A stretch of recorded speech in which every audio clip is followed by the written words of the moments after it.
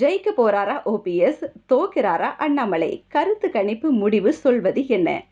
இப்போ பார்த்தீங்கன்னா, நாடாளுமன்ற எலெக்ஷன் 7 கட்டங்களா நடந்துச்சு. இந்த 7 கட்டங்களுமே முடிஞ்சிருச்சு. இதுல முதல் கட்டத்திலே தமிழ்நாட்டுல எலெக்ஷன் நடந்துச்சு. சுமூகமான முறையில தேர்தல் முடிஞ்சுச்சு. இப்போ பாருங்க, ஜூன் 4ஆம் தேதி ரிசல்ட் அனௌன்ஸ் பண்ண போறாங்க. ஸோ நெறைய பேர் காத்துட்டு இருக்காங்க. ரிசல்ட் எப்படி வரப்போகுதுன்ட்டு.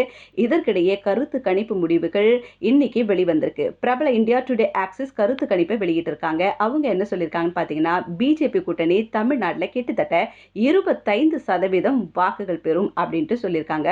அதுலயும் பார்த்தீங்கன்னா, முடிவுல முக்கியமா ஸ்டார் தொகுதியில அண்ணாமலை டஃப்பான காம்படிஷன்ல அவர் இருந்தாலுமே கூட, அதாவது டஃப் ஃபைட் குடுப்பாரு. பட் ஸ்லைட் எட்ஜ்ல அவர் தோத்துருவாரு அப்படின்ற ஒரு விஷயத்த சொல்லியிருக்கிறாங்க அவங்க.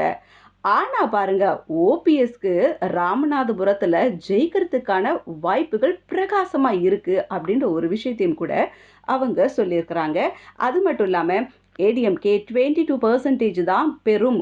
ஒரு சீட்டு கூட ஜெயிக்காதுன்னு சொல்லியிருக்கிறாங்க இந்த கருத்து கணிப்பு முடிவுல. ஸோ ரிசல்ட் எப்படி வரப்போகுது அப்படின்றத இன்னும் கொஞ்ச நாளே நமக்கு தெரிய வந்துரும். ஸோ இப்படி நிறைய விஷயங்கள உங்களுக்கு நான் ஷேர் பண்ண வரேன்.